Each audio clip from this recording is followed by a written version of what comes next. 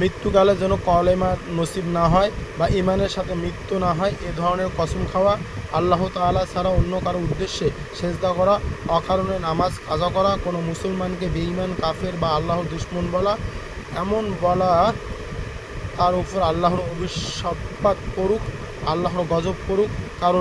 নিন্দা করা, গীবত শোনা, চুরি করা, সুদ খাওয়া, সুদ দেওয়া, ঘুষ খাওয়া, ঘুষ দেওয়া, ধান চালের দাম বৃদ্ধি পেলে খুশি হওয়া, দাম ঠিক হওয়ার পর কম নেওয়া, যেমন সাধারণত নামের জন্য ধনী লোকেরা গরিবদের সাথে করে থাকে, গায়রে মাহরামের কাছে নির্জনে একাকী বসা, জুয়া খেলা, কাফেরদের প্রচলিত রীতিনীতি পছন্দ করা, হালাল খাদ্যকে হারাম মনে করা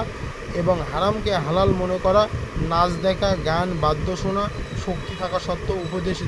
উপদেশ না দেওয়া,